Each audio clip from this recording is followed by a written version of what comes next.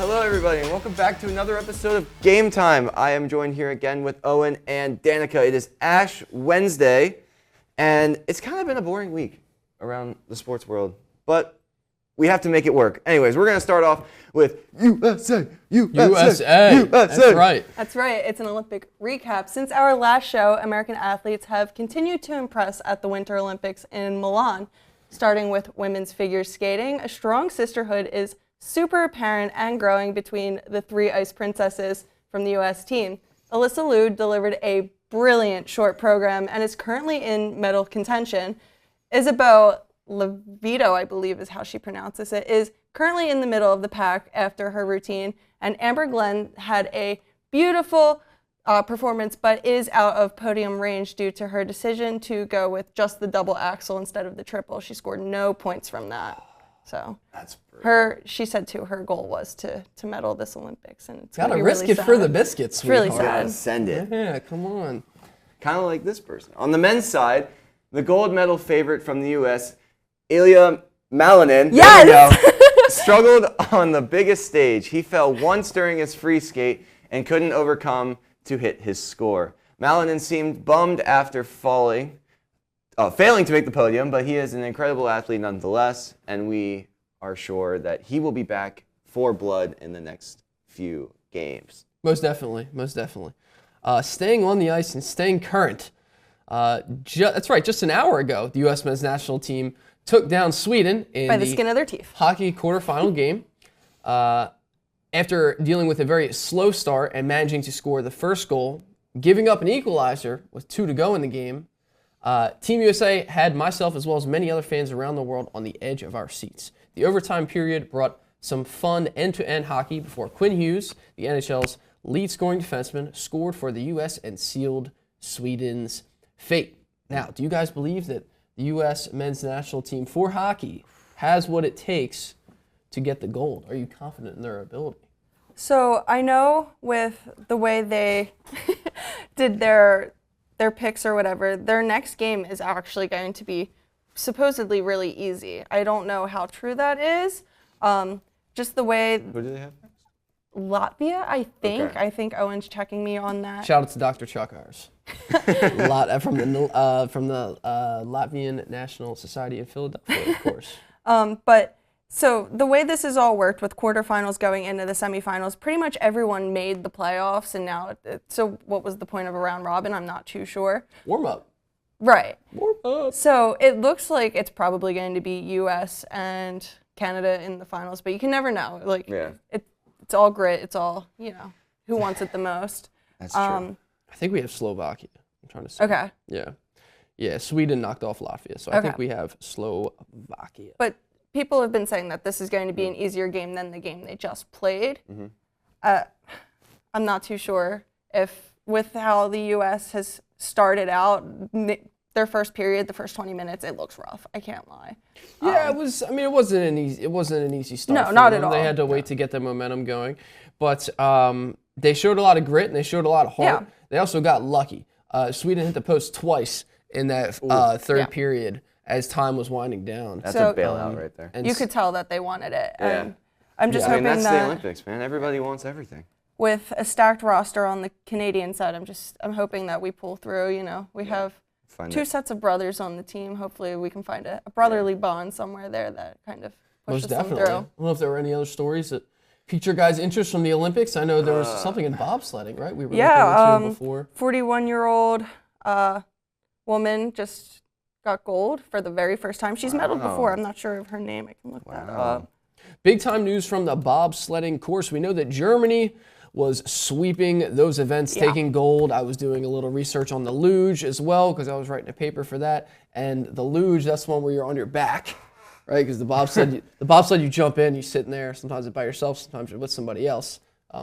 This one you're talking about took gold. That was in the singles. But the luge, I mean, the Germans, they were very good at that event. They took all of the singles and doubles. Here it is. That. Elena Myers-Taylor won her first ever gold medal in women's monobob after overcoming second place standing against Germany, who's been killer in bobsledding.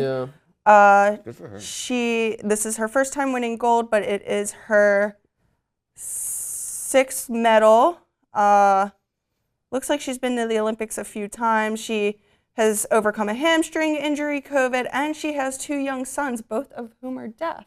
Yeah, I was going to say, you were saying mom power before we got on here. It's definitely some strong mom power there. So that's for sure. Should we do a medal 41 recap? years old. Run through the medals real quick. All right, medal recap.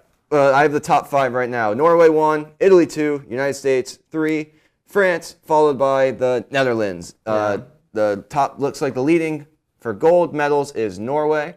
The leader for silver is the United States. They have 11. And then for bronze, it seems to be Italy. Italy seems to be finding their way on the podium a lot. Yeah. Yeah. Yeah, this is as expected. Those Scandinavian countries, Norway, Sweden, they always tend to do really well. USA in there as well. Yeah. Moving away from the Olympics and to the NBA. Now, there's been some fun stuff going on with the NBA. This weekend, the NBA had its famous All-Star Weekend. That's right, that's what it's called. We love All-Star Weekend, although it's always changing. Took place in the lovely and smelly Los Angeles, California. Of course, I had to tune in, as I do every year, no matter who is in it.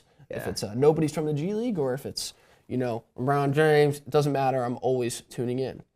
The All-Star Mac McClung was signed and cut twice. Yeah, I know. I put All-Star in there because, well, they'd like to have Mac McClung around for the dunk contest and then send them right back down to the G League. So it's like, is this guy even really a part of the NBA? But I didn't know they could do that. They do it. They do it just for this kid. It's just him. Mac. Yeah, it's just not Mac. fair. Yeah, he was signed and cut twice this year in preparation for the contest. Only for him to turn it down. Good for him. He said, I don't want to do it. As a result, we got an absolute snooze fest. The winner, Keyshawn Johnson, had a fun little dancing routine, which I'm pretty sure is the only reason that he won, because all of the dunks were mid. Did you see the kid that went for the one off the side of the backboard? And hit his smacked head the side of the on floor. backboard and then fell? Yes. Yeah, that's Jason Richardson. That's his son, I believe.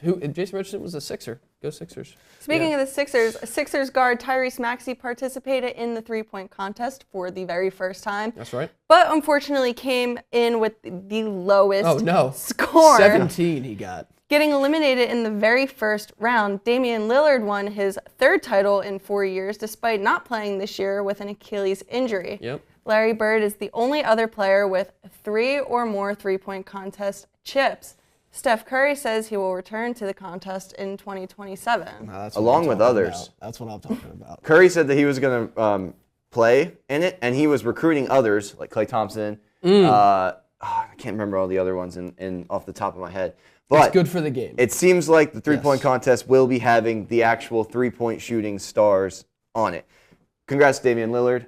Not surprised at all. Yeah, I am a little weird. I am how did they allow that to happen? Because he's been out all year. But because he won too in the last couple of years. He's just so good. I mean, that's his thing. He's cool under pressure. He loves that kind of stuff. I wasn't able to tune in this week fully. Did they bring in any WNBA players again this year? They had all-star festivities for women's players that included a one-on-one challenge, which I saw some clips from.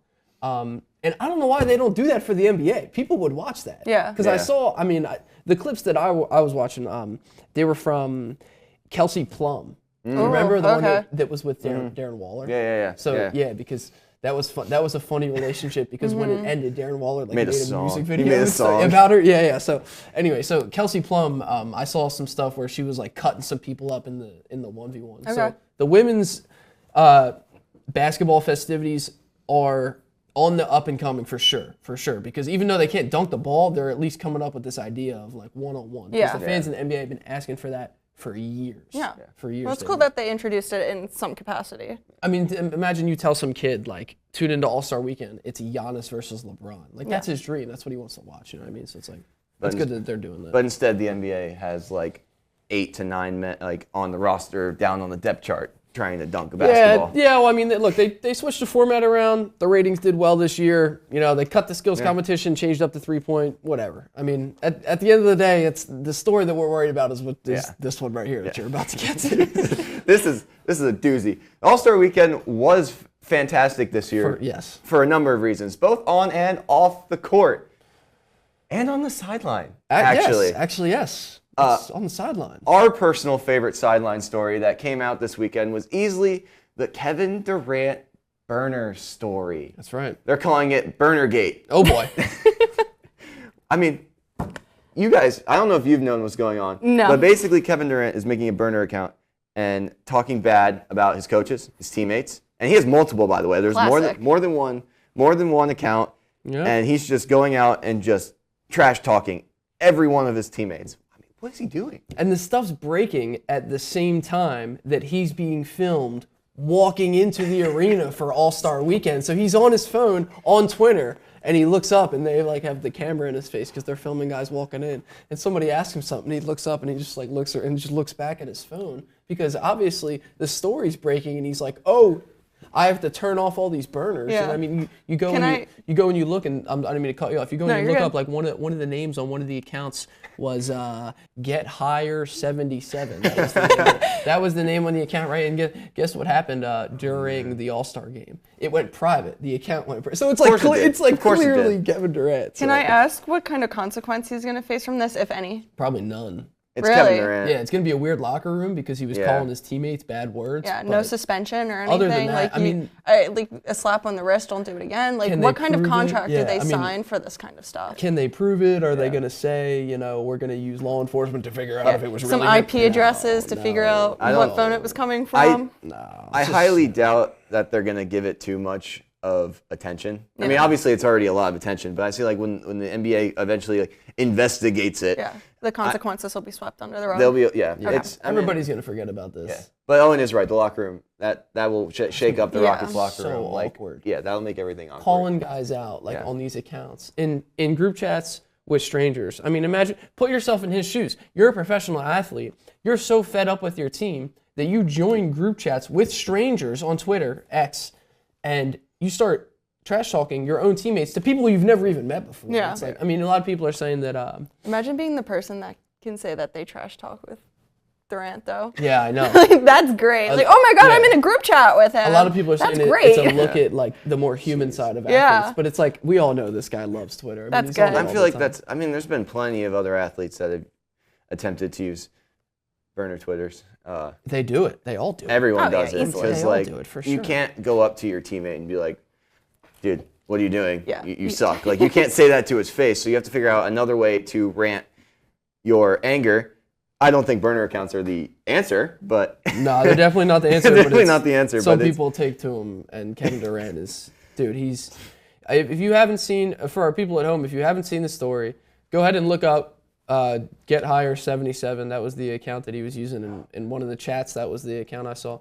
And look up KD X. Look up Burnergate. I mean, it's unbelievable. We can't read the messages, obviously, but that's why we're saying to go look it up so you can read it yourself because this stuff is just as tragic as it is funny. Do you have any other comments? No, it's just really unfortunate. It's really funny. Personally, I wouldn't make a burner account.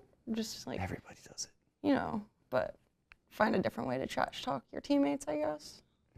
Or just don't do it at all. Just let it go because you're making millions of dollars in the NBA. I guess. I don't know. Yeah. Who are we to say? It's his phone. It's his app, X, right? He can hop on there and do whatever he wants. We're just here to talk about it because some aspects of it are funny funny. Newsworthy. Let's be honest. This probably happens at all levels. It just doesn't really get like... It's like the equivalent to Yik Yak or Fizz here. Yeah. Anonymous. Well, not really anonymous because it's... if you make it obvious. The stuff that some of you guys have sent into the... one group chat saying, "Look what this guy posted. Look what that guy." It's like, imagine you got leaked for that. I feel like you gotta be way better at hiding it, right? If you're Kevin, you would think, right? If you're Kevin Durant, you probably don't care. That's what I'm looking at with this whole situation. Is he's the guy that on his way out. He's the guy that loves X. He's been vocal about it before. He trolls people. They troll him. He trolls them right back in the comments. He gets right back at them as soon as he posts something. I mean, I don't know, man. He lives for this stuff. He lives for this stuff. Yeah. Oh man. How do we segue? Enough about that. So much going on. How do we segue? Enough. It's fine. That's enough. It's enough KD talk. I wonder if the mic picked that up. It probably did.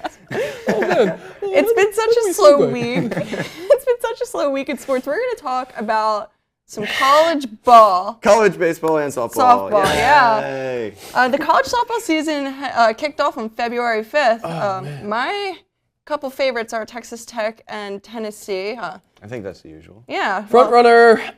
Texas Tech has, $1 million arm, Najee Kennedy, highest paid NIL softball player ever. Texas Tech opened up at the number one seed, and the Lady Vols from Tennessee are now the top team in the nation, which is really unfortunate for Texas Tech, but as long as Oklahoma's not the number one seed, I'm pretty happy with that. Yeah. Why no Oklahoma? Why don't you like Oklahoma? They win every year, and I'm just, sometimes you have to root for the underdog. Doesn't Vandy win a lot, though, in college baseball? But you like them. I don't understand. Yeah, it's okay. Vandy's been struggling early. Yes. Tennessee is undefeated so far and are looking like the most menacing team. We have some top speed coming from our pitching. They are the toughest conference easily in college softball and baseball, the SEC. SEC. Yeah. So I'm just hoping that Tennessee or Texas Tech pulls through and eventually beats Oklahoma, who I sent this to you on Instagram, the University Texas El Paso or whatever it was. Yep. They beat them 34-0 in 5 innings. That's Oklahoma. That's good. It's Utah. Why 5 innings? Mercy rule. 34-0. It's 34. 34-0ing. 34 is the rule? 10 run? It's a 10-run rule. But they put up 12 runs and they're like 12 runs, something like in between that. It's a 10, in the first inning. Okay. It's a 10-run rule after 5 innings. Yes. Okay. And they were up 34. Yeah. And in college baseball, it's 10 runs after 7. Yeah. Okay. I didn't know Oklahoma's football season started early. Yeah, right? Good Lord. So you can just be down 9 for 6 innings and get to that 7th inning and just be like, bro, please score. Yeah. Just like, what? Yeah. All right. Or you could try and dig your way out of it, but that's very unlikely. So I'm just hoping Texas Tech or Tennessee really pulls through in the regular season. I mean, with the arm that Tennessee has, I know that softball pitching in general likes to reuse the same arm over and over again because it's a natural motion. You can throw 100 pitches and then throw another 100 pitches the next day. So I know they're a little more smarter about it now, giving them some rest. Yes. But it's definitely nothing like the rest that they give in college baseball. Mm-hmm. So they'll definitely be using that arm probably a lot, doing a lot of games. But the college baseball season is also kicked off just a tad later on February 13th. The UCLA Bruins are being placed as the top team in the nation alongside the College World Series champion last year, LSU Tigers. The expectations are high for the Tigers as they bring back 19 guys from their championship roster along with 20 new guys to the roster. I'm assuming most of them are freshmen, but they did have a couple of transfer guys, one of which is first baseman Zach York, who transferred from Grand Canyon. This guy is a unit. He is 6'2", 295. He reminds me of Prince Fielder. He plays first base, and this season already he has had 11 at-bats, and he's been walked 4 times, 3 of which were just yesterday when they played Nichols, and he's been hit by a pitch twice. That is 6 free bags in 11 at-bats. Clearly, his presence in the box is enough across the SEC, and a lot of people are going to be probably scheming for him, considering he is off to a hot start. It's 364 to start the season. His on-base percentage has to be even His better. Holy moly. If I looked at it, I think his on-base percentage is like over 1,000. It's over 500, that's for sure. That's incredible. Oh, no, not. What am I thinking of? 1,000 would mean you're talking about OPS or something. His OPS is probably through the roof as well. I think it's like 900 or close to 1,000. That's incredible. Yeah, but to be fair, it's very early. I think they've played 4 games. Yeah, they're playing these nobody teams they'll never face again. Yeah, exactly. So, but he does look like a powerhouse hitter. He's a lefty, so that already gives it his own. Like lefty hitters are always special. Yeah. You never. There's find added value there. Yeah. Totally. Especially on the lefty side, because all eyes right now are on left-handed pitcher Jack Bauer out of Mississippi State, who threw 103 from the left side out of high school.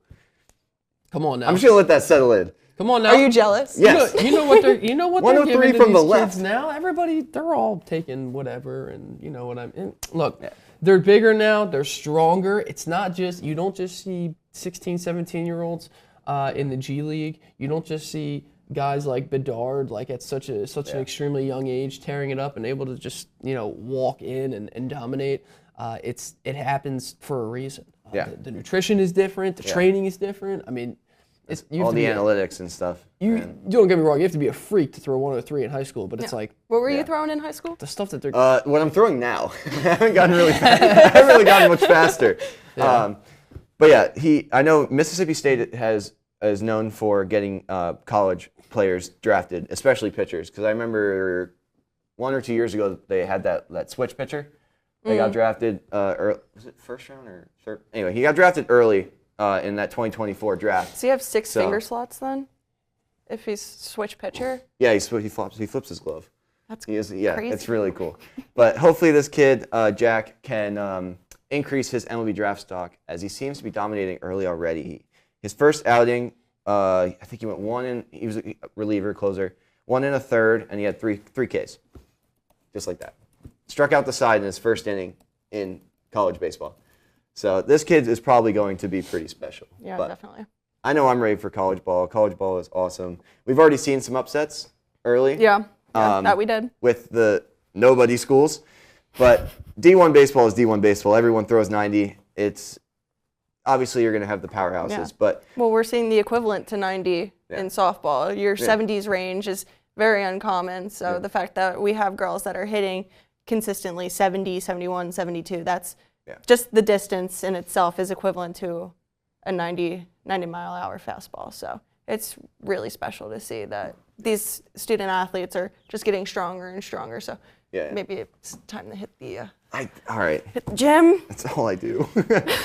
I don't know what it is. I need to figure out the method to throw 100, but maybe if I watch more Trevor Bauer, I'll figure it out, right? Trevor Bauer pulls a lot of his velocity from rage within for things that have happened to him. That guy's a head case, man. Yeah, but he's also very, very particular about every little thing he does. Yeah. He's very good at what he does. Look, a lot of pitchers are, man. They're meticulous. I could get in a whole rant about why Trevor Bauer should be in the MLB right now, but we're not going to get there. Because it's not important. I mean, that's for another episode. You guys mentioned college ball, throwing some March Madness at the end. The first 4 is kicking off March 17th and 18th. Very soon, folks, just around the corner. I know it's a month away still, but March Madness is the money. Yeah. Oh, yeah. There's money to be made there. We're going to do something special for that. We definitely will on this show. Definitely. Michigan is the favorite right now. Michigan's been unbelievable. They're undefeated on the road this year. They're the ones. But I know I said it a couple weeks ago over in the meeting room, and I'm going to say it again here. You can't bet against Duke. I mean, I didn't bet against them last year. I didn't bet at all. But I didn't think that, Florida was going to be the team to win it last year. I thought that was Duke all the way. Yeah. I was wrong. So what? We're going with Duke again. I can't remember who I picked. Boozer boys. I couldn't remember who I picked last year. But it's right around the corner. It's always Duke. It's right around the corner. On the women's side, do you see South Carolina pulling through again? Ooh, women's basketball. Do we see a UConn moment? When you get to the tournament, women's basketball is extremely physical. Those girls are trying to kill each other in the paint. You see that in the WNBA too. I'm pretty sure she's at UCLA. I'm gonna double check. Yeah, I feel like it's always a conversation between UConn and South Carolina every season. Well, for a while it was who did Caitlin Clark play for? Iowa. Yeah. So for a while they were in the picture too. Yeah. The year Iowa and South Carolina faced each other, I almost had a near perfect bracket, a couple losses. Picked Iowa in the final, should have picked South Carolina, and I would have won big. Yes, there she is. Okay. Not actually, it was for a class. Speaking of women's college basketball, Lauren Marie Betts, she's Spanish-born, she's British-American, interesting mix, plays for USA Basketball though, obviously. Okay. Of those 3, I mean, guess who you're going to pick to play basketball? Of course. She is with UCLA, 6'7", #1 recruit in her class coming out of high school.